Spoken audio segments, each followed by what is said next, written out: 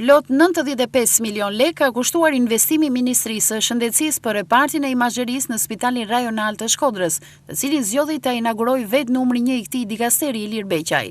Pasi pa nga afër konkretizimin e këtij investimi, Ministri Beqaj u informua nga Bluzat e Bardha se plot 3000 pacient do të marrin shërbim mjekësor më pranë banesave të tyre, duke mos u thtuar më drejt Tiranës.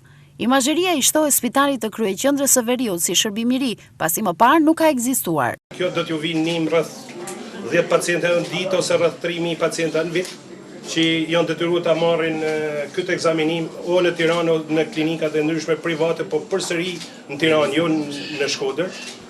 Kështu që përveç shkurtimit të kohës dhe shkurtimit të shpenzimeve, do të jetë një risi jashtëzakonisht e madhe, sepse do të ndihmojnë në diagnostikimin e shpejtë të smunjes.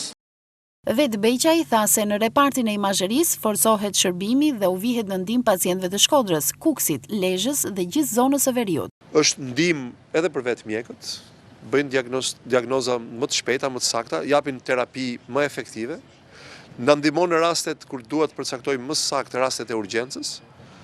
Dhe besoj se ajo çfarë kemi filluar të bëjmë dhe po realizojmë në shëndetësi e plotëson më së miri dhe atë çfarë po bëjmë në Spitalin Rajonal të Shkodrës.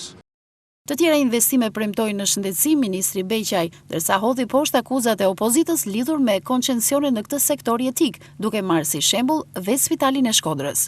Partneriteti publik-privat është një formë efektive e përdorur jo vetëm në Shqipëri për të zgjeruar shërbimin, edhe vetë ligji i këtij partneriteti tregon që qeveria mund të ftojë investitor privat që t'i mundsojnë të kryejnë shërbime që ajo duhet t'i kryejë apo të krijojë parakushtet për këto shërbime. Dhe rasti më tipik është rasti i Spitalit të Shkodrës. Dhe brenda këtij spitali do të kemi një shërbim të ri dialize brenda disa javësh, duke paguar buxheti i shtetit apo qytetarët po aq sa që paguajnë sot, 80 euro për një seancë.